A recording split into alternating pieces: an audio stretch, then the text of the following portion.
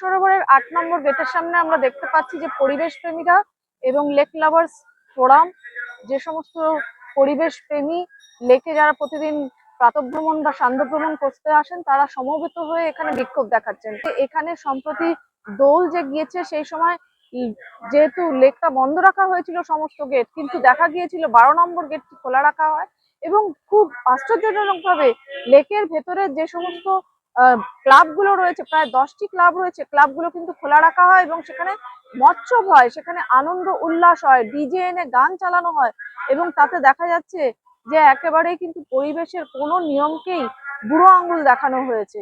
এই অবস্থায় কেএমডি এর কি ভূমিকা, তাই নিয়ে কিন্তু আজকের এই বিক্ষোভ চলছে। আজকে আমাদের চার্জশিট দেবার দিন, আমরা সরকারকে আজকে রবীন্দ্র সরোবর ব্যাপার নিয়ে চার্জশিট দেবো। তা আমাদের ঘটনা হচ্ছে রবীন্দ্র সরোবর কোর্ট অর্ডার 2017 সালের 15ই নভেম্বর এনজিটি কোর্টের অর্ডার ছিল যে রবীন্দ্র সরোবরে কোনো সোশ্যাল ইভেন্ট করা যাবে না। সোশ্যাল ইভেন্ট সামাজিক অনুষ্ঠান, তা হোলিটা তো সামাজিক অনুষ্ঠান।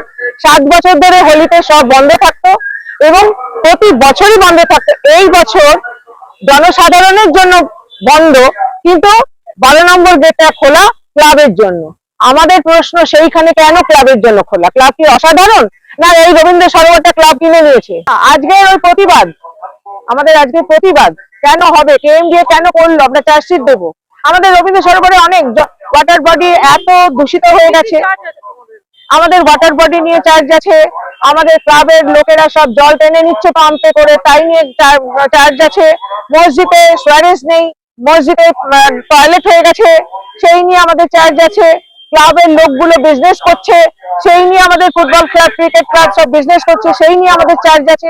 আমাদের অনেক চার্জ আছে, সেই নিয়ে আজকে আমাদের এই প্রোটেস্ট। সরোবরের মর্যাদা রবীন্দ্র সরোবর পাচ্ছে না, জীববৈচিত্র্য নষ্ট হচ্ছে, লেকের জল চুরি হচ্ছে, সবুজায়ন ধ্বংস হচ্ছে এবং তাছাড়া যেটা দেখা যাচ্ছে ক্লাবের বিভিন্ন ক্লাব এই লেকটাকে ইউজ করা হচ্ছে, কিন্তু তারা লেকের জন্য, লেকের সংরক্ষণের জন্য তারা কিছু করছে। আমরা রাজ্য সরকারকে বলেছি বায়োডাইভার্সিটি বোর্ড হিসেবে, যেটা বায়োডাইভার্সিটি বোর্ড প্রপোজ করেছে সেটাকে তাড়াতাড়ি স্বীকৃতি দিতে, যে এটা রবীন্দ্র সরোবর হচ্ছে একটা বায়োডাইভার্সিটি হটস্পট।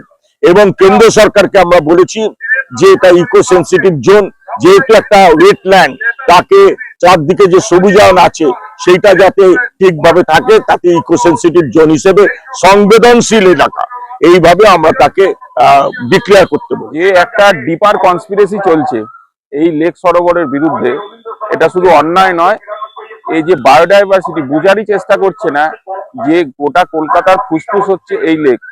এই লেককে আক্রমণ করা মানে মানুষকে আক্রমণ করা দিনের শেষে।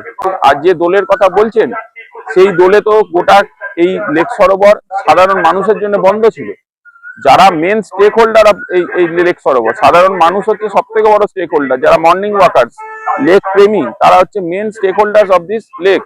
তাদেরকে যখন আটকে দেওয়া হলো, সেখানে আমরা দেখলাম যে কিছু অসাধারণ ব্যক্তি যারা দোলের ওল হিসেবে কাজ করলো, এই দোলের ওল যারা, সেই ওলরা ঢুকলো, ওলরা যা যা করার করলো এবং লেক সরোবরের যে সার্বভৌমত্ব, যে জলের কোয়ালিটি বলুন, এয়ার ইন্ডেক্স বলুন, এগুলো কমছে দিনের পর। এই জন্য আমরা রাস্তায় মুখ্যমন্ত্রীকে আমরা জানাতে চাই যে দক্ষিণ কলকাতার ফুসফুস রবীন্দ্র 10 দফা দাবি নিয়ে আজকে আমরা যে অভিযোগপত্র রবীন্দ্র সরোবরের 8 নম্বর গেটের সামনে দাঁড়িয়ে এই নাগরিক অভিযোগপত্র প্রকাশ করলাম, এটা আমরা 10 দিন সময় রাজ্য সরকারকে দিচ্ছি।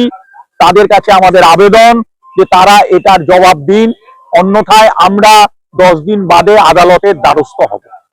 মূলত আমাদের রবীন্দ্র সরোবরকে কেন্দ্র করে সেখানে দিনের পর দিন যেটা জাতীয় পরিবেশ আদালতের 2017 সালের যে নির্দেশ এবং বিভিন্ন আদেশ, সেগুলো কিভাবে খণ্ডন করা হয়েছে সেগুলোই আছে। IUCN মানে হচ্ছে international union for conservation of nature. IUCN হচ্ছে শুধু নেচারের বিষয়, মানে হচ্ছে প্রকৃতিকে কিভাবে আমরা মানে হেরিটেজ তকমা দিতে পারি, করার জন্য দাবি তুলতে হবে আমাদের। এই দাবিটা আমরা বায়োডাইভার্সিটি বোর্ডে যেতে পারি যে আমাদের কেন জাতীয় সরোবরকে IUCN এর আন্ডারে আনা হবে না। তাহলে এই তকমাটা যদি আমরা পাই, তাহলে ভবিষ্যতে কেউ প্রাইভেট প্রপার্টি হিসেবে ইউজ করতে পারবে না, কোনো সরকার কোনো ইন্টারফেয়ার করতে পারবে না, এটাকে বরং সংরক্ষণের জন্য দায়বদ্ধতা তাদের কাছে এসে যাবে। সকলের প্রাইমারি অবজেক্টিভ পরিবেশ প্রেমীদের পক্ষ থেকে 10 দফা যে চার্জ গঠন করা হয়েছে কেএমডি এর বিরুদ্ধে, সেখানে পরিষ্কার করে বলে দিলেন তিনি পরিবেশবিদ নব দত্ত যে আগামী 10 দিনের মধ্যে যদি কোনো রকম ব্যবস্থা গ্রহণ না হয়, সেই সমস্ত চার্জের অর্থাৎ পরিবেশ আদালত যে সমস্ত নির্দেশিকাগুলো দিয়েছে সেগুলো যদি মানা না হয় এবং কেন মানা হয়নি সেটা যদি জানানো না হয়, তাহলে কিন্তু তারা আদালতের দ্বারস্থ হবেন। আবারও তারা পরিবেশ আদালতে যাবেন বিষয়টি নিয়ে। ক্যামেরায় অমৃতার সঙ্গে Atasi Dhar, gateway to news, Rabindra Sarobar, Kolkata.